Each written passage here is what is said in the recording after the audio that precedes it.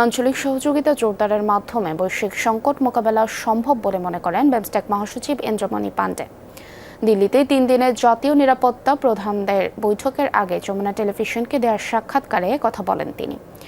জানান, সদস্য দেশগুলোর মধ্যে সড়ক যোগাযোগ ও ব্লু ইকোনমি সম্প্রসারণে কাজ করছে বিমস্টেক। পাশাপাশি জলবায়ু পরিবর্তন মোকাবেলা ও ইন্দো প্যাসিফিক অঞ্চলের লক্ষ্য বাস্তবায়নেও সহযোগিতা বাড়াচ্ছে সংস্থাটি। আহমেদ রেজার প্রতিবেদনে বিস্তারিত। সিলন টি রপ্তানিতে শীর্ষে। মধ্যপ্রাচ্যের যুদ্ধ বিশ্বজুড়ে জ্বালানি ও সরবরাহ ব্যবস্থায় চাপ তৈরি করেছে। এই পরিস্থিতিতে আঞ্চলিক সহযোগিতা আরও জোরদার করতে চায় 7 দেশের জোট বিমস্টেক। যমুনা টেলিভিশনকে দেওয়া সাক্ষাৎকারে সংস্থাটির মহাসচিব ইন্দ্রমণি পান্ডে বলেন, জ্বালানি, খাদ্য নিরাপত্তা, বাণিজ্য ও সরবরাহ ব্যবস্থার মতো সংকট মোকাবেলায় আঞ্চলিক সহযোগিতাই এখন সবচেয়ে কার্যকর পথ। সদস্য রাষ্ট্রগুলো পারস্পরিক সহযোগিতার জন্য যেসব খাত নির্ধারণ করেছে সেগুলো এগিয়ে নিচ্ছে বিমস্টেক। বিশেষ করে বিশ্বব্যাপী সরবরাহ ব্যবস্থা, বাণিজ্য নেটওয়ার্ক, জ্বালানি নিরাপত্তা এবং খাদ্য নিরাপত্তার মতো সংকটে আঞ্চলিক সহযোগিতা বেশি গুরুত্বপূর্ণ। আমি মনে করি বৈশ্বিক বহুপাক্ষিক প্রতিষ্ঠানগুলো এখন নানা চাপ ও আর্থিক সীমাবদ্ধতায় রয়েছে, তাই আঞ্চলিক সহযোগিতাই সদস্য রাষ্ট্রগুলোর জন্য আরও কার্যকর ও বাস্তবসম্মত পথ। বঙ্গোপসাগরীয় অঞ্চলে সামুদ্রিক সম্পদের সুরক্ষা ও টেকসই ব্যবহারে ব্লু ইকোনমি খাতে গুরুত্ব দিচ্ছে বিমস্টেক।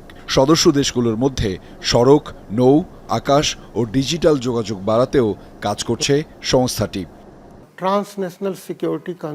কয়েক বছর আগে আঞ্চলিক সহযোগিতার নতুন খাত হিসেবে ব্লু ইকোনমি অন্তর্ভুক্ত করেছি।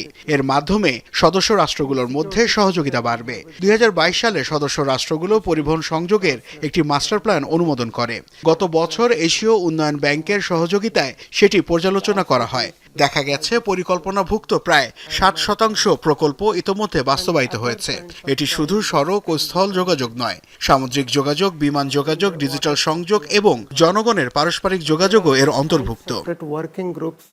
জলবায়ু পরিবর্তনের প্রভাব মোকাবেলা, দুর্যোগ ব্যবস্থাপনা, জ্বালানি দক্ষতা বৃদ্ধি এবং কার্বন নিঃসরণ কমাতেও সদস্য দেশগুলোর সঙ্গে কাজ করছে বিমস্টেক।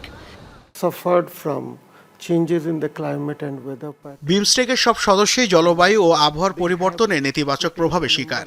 এই সংকট মোকাবেলায় অভিযোজনমূলক উদ্যোগ গ্রহণের পাশাপাশি জ্বালানি দক্ষতা বৃদ্ধি এবং কার্বন নিঃসরণ কমানোর কাজও চলছে।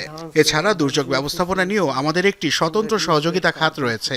সদস্য দেশগুলোর মধ্যে কার্যকর আঞ্চলিক সহযোগিতা গড়ে তুলতে পারলে তা ইন্দো প্যাসিফিক অঞ্চলের লক্ষ্য বাস্তবায়নে ভূমিকা রাখবে।